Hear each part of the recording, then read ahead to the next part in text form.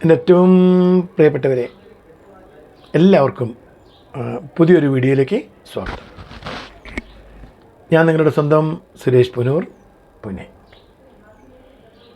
ഇന്ന് ഏറ്റവും സങ്കടകരമായ, ദയനീയമായ ഒരവസ്ഥയെക്കുറിച്ച് പറയാനാണ് ഞാൻ ഇന്ന് നിങ്ങളുടെ മുമ്പിൽ വന്നിരിക്കുന്നത്.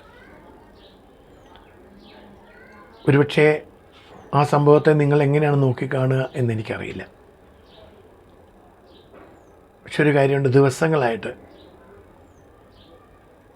നമ്മുടെ ഭൂമിയിലെ മാലാഖമാർ, നിങ്ങൾക്ക് മനസ്സിലായി കാണും ഞാൻ ആരെയാണ് ഉദ്ദേശിക്കുന്നതെന്ന്.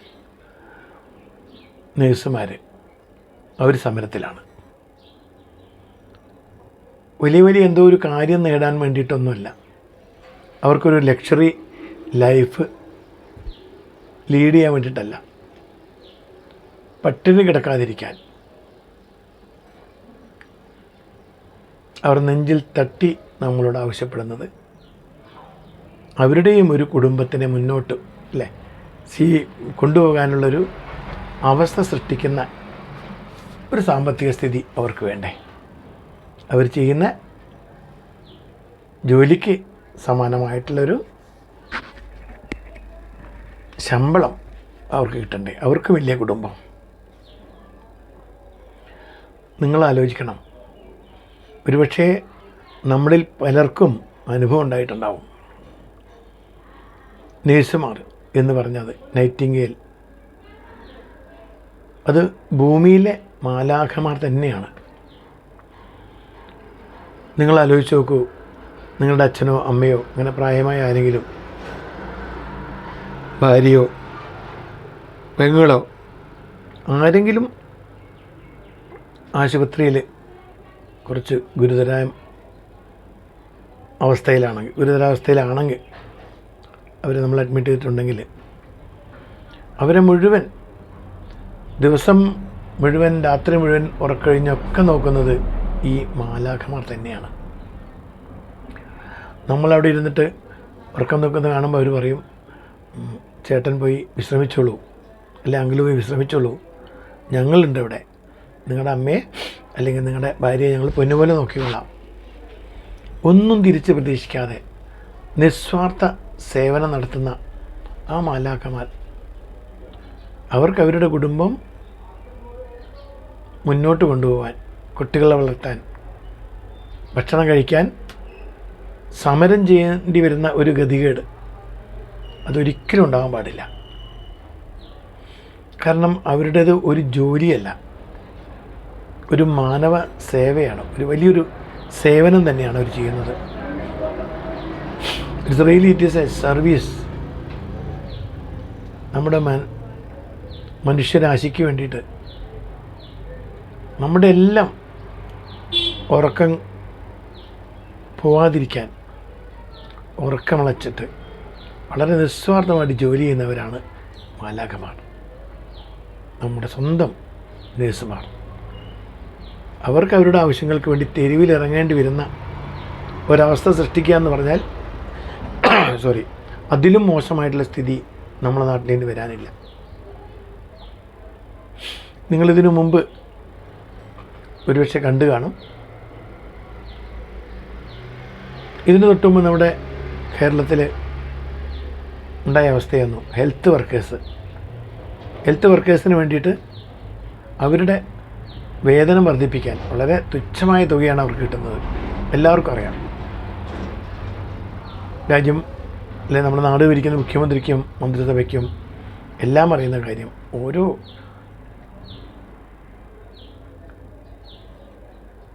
ആളുകൾക്കും അറിയുന്ന ഒരു ദുഃഖകരമായ കാര്യമാണ് അവർക്ക് തുച്ഛമായ വേതനമാണെന്ന്. പക്ഷെ അവരുടെ ജോലിയെക്കുറിച്ച് പറയുമ്പോൾ പ്രത്യേകം നമ്മൾ ശ്രദ്ധിക്കേണ്ടത്, നഴ്സുമാരായാലും ഹെൽത്ത് വർക്കേഴ്സായാലും അവരൊക്കെ ഒരു കാലത്ത് നമ്മളെല്ലാം വിഷമിച്ചിരുന്ന കാലത്ത്, കോവിഡ് ബാധിച്ച് പുറത്തിറങ്ങാൻ വയ്യാതെ ഒരു പ്രത്യേക അവസ്ഥയിൽ നമ്മളുണ്ടായിരുന്ന കാലത്ത് നമ്മളെയൊക്കെ രക്ഷിച്ചവർ, നമ്മളെയൊക്കെ ശുശ്രൂഷിച്ചവർ, സ്വന്തം ജീവനെ പോലും അപകടപ്പെടുത്തിയിട്ട് അവരുടെ ഡ്യൂട്ടി ചെയ്തവരാണ്. നമുക്ക് വേണ്ടി അവരുടെ ജീവിതം പണയം വെച്ചവരാണ് ഈ മാലാഖമാർ. ശരിക്കും ആ ഒരു കാലഘട്ടത്തിലാണ്, കൊറോണയുടെ കോവിഡൊക്കെ വന്ന കാലഘട്ടത്തിലാണ് ശരിക്കും അവരെന്താണെന്ന് നാം തിരിച്ചറിഞ്ഞത്. ഹെൽത്ത് വർക്കേഴ്സൊക്കെ നമ്മളെപ്പോലെ മനുഷ്യരാണ് അവർ. പക്ഷെ അവരതൊന്നും ശ്രദ്ധിക്കാതെ നമ്മുടെ ആരോഗ്യത്തിന് വേണ്ടി, നമ്മുടെ ഓരോ റിപ്പോർട്ട് എടുക്കാനും, നമുക്ക് ഭക്ഷണം കിട്ടുമെന്ന് അന്വേഷിക്കാനും, നമ്മുടെ സുഖ സൗകര്യങ്ങൾ, രോഗവിവരങ്ങൾ എല്ലാം അറിയാൻ വേണ്ടി രാപ്പകൽ ഒരുപോലെ ജോലി ചെയ്തവരാണ് ഹെൽത്ത് വർക്കേഴ്സ് അല്ലെങ്കിൽ നേഴ്സുമാർ. എത്രയോ നേഴ്സുമാരുടെ ജീവിതം പൊലിഞ്ഞുപോയി. അവർക്ക് രോഗം വന്നു, അവർക്കൊരു കുടുംബമുണ്ട്, കുട്ടികളുണ്ട്, ഭർത്താവുണ്ട്, ഭർത്താവിൻ്റെ അമ്മയുണ്ട്, ബന്ധുക്കളുണ്ട്. അവർക്കും അവരുടേതായ ഒരു സ്വകാര്യ ജീവിതമുണ്ട്. പക്ഷേ തുടർച്ചയായിട്ട് എത്രയോ ദിവസങ്ങൾ ഹോസ്പിറ്റലിൽ നിന്ന് തന്നെ കുളിക്കുകയും വസ്ത്രമാറ്റം ചെയ്തിട്ട് സ്വന്തം വീട്ടിലേക്ക് പോവാതെ തുടർച്ചയായിട്ട് എത്രയോ ദിവസങ്ങൾ ജോലി ചെയ്ത നേഴ്സുമാരെ എനിക്കറിയാം. പക്ഷെ അവരൊക്കെ നമ്മൾ ബോധപൂർവം മറന്നു എന്നുള്ളതാണ് സത്യം. നമ്മുടെ അറിവിൽ തന്നെ ആ കോവിഡ് ബാധിച്ച് അല്ലെങ്കിൽ HIV അല്ലേ, അങ്ങനെ പലതരത്തിലുള്ള രോഗങ്ങൾ നമ്മളെ നാട്ടിൽ വന്നപ്പോൾ ഒട്ടും മടി കൂടാതെ പുതിയ പുതിയ രോഗങ്ങളപ്പോൾ അതിനെക്കുറിച്ച് അറിയില്ല, കരുതലുകളൊക്കെ എന്ത് വേണം ചെയ്യണമെന്നറിയാത്ത ആളുകൾ എങ്കിലും ധൈര്യപൂർവ്വം അവർ ജോലി ചെയ്യാൻ മുന്നോട്ട് വന്നിട്ട് നമ്മളൊക്കെ ജീവൻ രക്ഷിച്ച ആളുകളാണ്. ഒരു മാലാഖക്കൂട്ടമാണ്. അവരെയാണ് നമ്മൾ നിഷ്കരണം ഇപ്പോൾ ശമ്പളം പോലും കൃത്യമായി കൊടുക്കാതെ തെരുവിൽ ഇറങ്ങാൻ നിർബന്ധിതരാക്കിയത്. ഇന്നിപ്പോൾ ഇന്ത്യയിൽ കഴിയുന്ന ഒരാൾക്ക് 40,000 രൂപ ശമ്പളം എന്ന് പറഞ്ഞാൽ അതൊന്നുമില്ല. അതുപോലും നൽകാൻ തയ്യാറാവാത്ത സംവിധാനങ്ങൾ, പ്രൈവറ്റ് ആശുപത്രികളിൽ അത് കൊടുക്കാൻ തയ്യാറല്ല.